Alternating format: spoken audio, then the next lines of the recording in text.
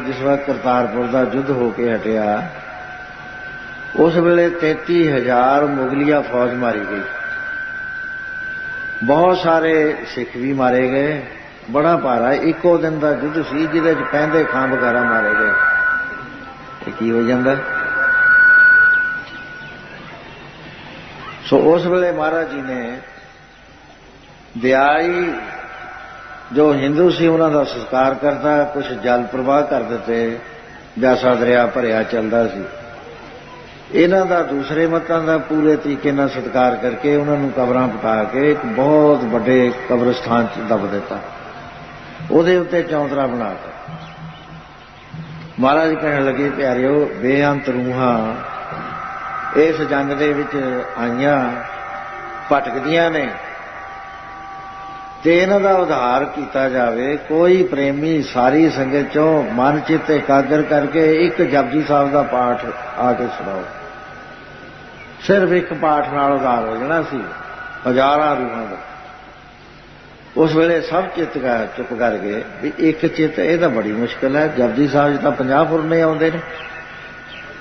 बाजिया ने कहा भी सानू तां जपजी साहब दा ही नहीं पता लगदा, फुरने ही फुरने आउंदे ने।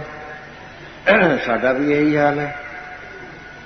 पढ़न लगे 2-2 पौड़ियां आउंदियां ने, ओहदी थां एक पढ़ के अगे चले गए। सुनिया दियां 4 आईयां, एक पढ़ ली मन्ने जावड़े, मन्ने दियां 4 आईयां, अगे आ गईयां संख वालियां, उत्थों 4 वो छड़तियां। 3 पौड़ियां दे विच भरी हथ पैर नहीं जा रहे। गां जाके फिर उलझ गए, फिर मुड़ के थल्ले नूं आ गए, जां हेठों एकदम जाके राती रुती स्थिति वार च जा वड़े। क्योंकि मन साथ नहीं दे रहा, चित एकाग्र नहीं, एक बद्धा रुद्धि काम कर रहे हैं। जे भला पढ़ भी लईए पूरा तो फुरनियां दे उत्ते कोई पहरा नहीं है। महाराज कहते प्यारिओ चित्त एकाग्र करके एक पाठ करो। एक पाठ करन दे नाल सारियां रूहां दा आधार हो जाना है। एक अखंड पाठ तो बहुत वड्डी बात है। सिर्फ एक जपजी साहब का पाठ। उस वेले सब शांत हो गए तो एक गुरसिख भाई गोपाला हाफजाबाद का गल च पल्ला पाया हुआ है, 2 हत्थां नाल फड़ के गुरु महाराज के चरणों च नमस्कार करके अगे खड़ा हो गया। कहता पातशाह जे तेरा हथ होवे ना पिठ ते तां मैं कुछ तेरा दास कोशिश करदा। गुरसिख दी बोली, गुरसिख दी सोच दुनियादारां नालों अड हुंदी है। दुनियादार ने कहना सी पातशाह मैं पाठ करना। गुरसिख ने कहा नहीं पातशाह मेरी कोई ताकत नहीं, मैं पाठ कर जा। ये तो तेरी दया है, तू दया करें तो पाठ फुरने रहे तो हो सकता। जे तू भुलाउणा चाहे तो बिल्कुल जोर ला लिए नहीं हुंदा। वो आपा समर्पण किया हुंदा। गुरसिख ने अपना आप नहीं रखा हुंदा। गुरु महाराज ने कहा ठीक है आसन लाओ भाई। साडे आसन तो गुरसिख दा आसन 4 उंगल उच्चा लायो। कहने लगे सच्चे बादशाह गुरसिख पहला तो बराबर ही नहीं बैठना चाहिए, पर जे बराबर बैठे है तो आसन उच्चा लवाउण दा तो कोई कारण ही नहीं हुंदा। महाराज कहते इहने तुरकी बाणी पढ़नी है जो दरगाह चों आई है अकाल पुरख तो। असीं शरीर का आदर नहीं कर रहे, उस बाणी का आदर कर रहे हैं। वो बाणी चाहे गुरु ग्रंथ साहब चों आ रही है, चाहे किसी शरीर विचों आ रही है, बाणी तो बाणी हुई है। सो उस तरह लवा दिता गया आसन उच्चा करके। महाराज दूसरे आसन ते बैठ गए, तख्तपोश ते, वो भी तख्तपोश ते बिठा लिया। बाणी पढ़दा है, सारी बाणी पढ़ गया महाराज। विच विच बलिहार बलिहार बलिहार केवल पढ़दा ही नहीं, कली कली तुक दे भाव विच जा रहे। नक्शा खिंच के रखता ब्रह्म ज्ञान का उन्हें। जिस वक्त श्लोक च पहुंचया महाराज कहने लगे भी ये गुरसिख दी नूं भेटा भी देनी चाहिए ते भेटा बाणी पढ़ने वाले नूं भेटा कितनी है? पैसिਆਂ दी भेटा। पैसे तो कुछ भी नहीं देंदे। जिहड़ा सचमुच बाणी पढ़दा है, बंदगी करदा है, ਉਹਦੇ वास्ते पैसे कोई चीज़ नहीं हुंदे, विघनकारी हुंदे ने। ਉਹਨੇ लंगर चलाने है, सेवा करनी है, होर थां बिल्डिंगां बनाउणी है, कोई स्कूल बनाता, कोई हस्पताल बनाता। ਉਹਦਾ ਸਮਾਂ ਤਾਂ लगता ही है ना। पैसे ਤੁਹਾਡੇ ਹੁੰਦੇ ਨੇ, ਤੁਰਿਆ ਉਹ ਫਿਰਦਾ। ਜਿਹੜੇ ਨਿਰਵਿਰਤੀ ਦੇ ਮਹਾਤਮਾ ਹੁੰਦੇ ਨੇ, ਨਾ ਕਿਸੇ ਤੋਂ ਲੈਣਾ ਨਾ ਕਿਸੇ ਨੂੰ ਦੇਣਾ, ਆਪਣੇ ਆਨੰਦ 'ਚ ਰਹਿੰਦੇ। ਲੇਕਿਨ ਗੁਰੂ ਘਰ ਦੇ ਅੰਦਰ ਸੁੰਨ ਹੋ ਕੇ ਰਹਿਣ ਨੂੰ ਗੁਰੂ ਮਹਾਰਾਜ ਨੇ ਪ੍ਰਵਾਨ ਨਹੀਂ ਕੀਤਾ। ਉਹਨਾਂ ਨੇ ਫਰਮਾਨ ਕਰਿਆ, ਜਬ ਲਗ ਦੁਨੀਆ ਰਹੀਏ ਨਾਨਕ ਕੁਛ ਸੁਣੀਏ ਕੁਛ ਕਹੀਏ। ਕਹਿਣਾ ਵੀ ਚਾਹੀਦਾ, ਸੁਣਨਾ ਵੀ ਚਾਹੀਦਾ, ਸੇਵਾ ਕਰਨੀ ਚਾਹੀਦੀ ਹੈ ਵਾਹਿਗੁਰੂ ਦਾ ਸਰੂਪ ਸਮਝ ਕੇ, ਤਾਂ ਬ੍ਰਹਮ ਗਿਆਨ ਪੱਕਾ ਹੁੰਦਾ, ਨਹੀਂ ਕੱਚਾ ਰਹਿ ਜਾਂਦਾ। ਸੋ ਇਸ ਤਰ੍ਹਾਂ ਦੇ ਨਾਲ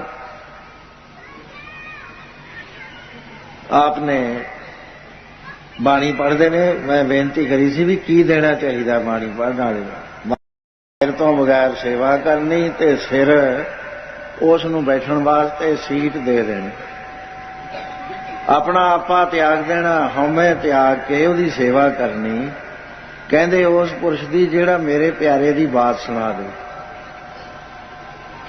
ਕਿੰਨੀ ਬੜੀ ਕੀਮਤ ਹੈ ਜਿਹੜਾ ਬਾਣੀ ਪੜ੍ਹ ਕੇ ਸੁਣਾਉਂਦਾ ਹੈ। ਮਹਾਰਾਜ ਕਹਿਣ ਲੱਗੇ ਵੀ ਇਹਨੂੰ ਕੀ ਦੇਣਾ ਚਾਹੀਦਾ। ਉਸ ਵੇਲੇ ਕਹਿਣ ਲੱਗੇ ਬਾਣੀ ਅਮੁੱਲ ਹੈ, ਇਹਦੀ ਭੇਟਾ ਵੀ ਅਮੁੱਲ ਹੈ। ਨਾ ਲੱਖਾਂ ਨਾ ਕਰੋੜਾਂ, ਇਹਦੀ ਭੇਟਾ ਤਾਂ ਅਮੁੱਲ ਹੈ। ਉਸ ਵੇਲੇ ਮਹਾਰਾਜ ਹੌਲੀ ਦੇ ਕੇ ਪਿੱਛੇ ਹਟਣ ਲੱਗੇ ਤਖਤ ਤੋਂ।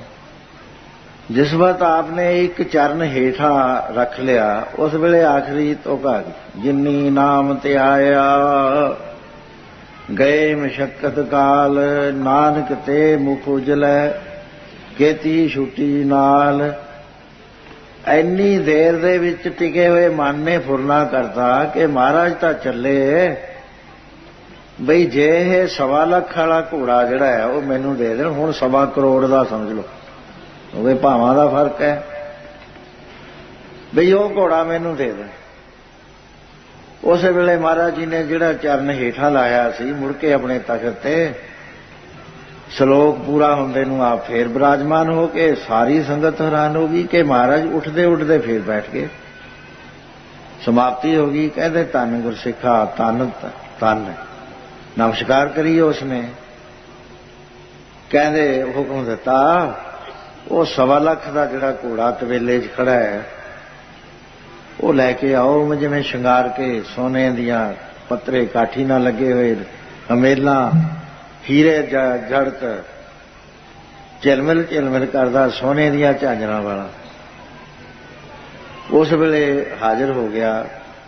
ਲੈ ਕਹਿੰਦੇ ਗੁਰਸਿੱਖਾ, ਇੱਕ ਫੁਰਨਾ ਤੈਂ ਕਰ ਲਿਆ। ਅਸੀਂ ਤੈਨੂੰ ਗੁਰੂ ਨਾਨਕ ਪਾਤਸ਼ਾਹ ਦੀ ਰੂਹਾਨੀ ਗੱਦੀ ਸਮਰਪਣ ਕਰਨ ਲੱਗੇ ਸੀ।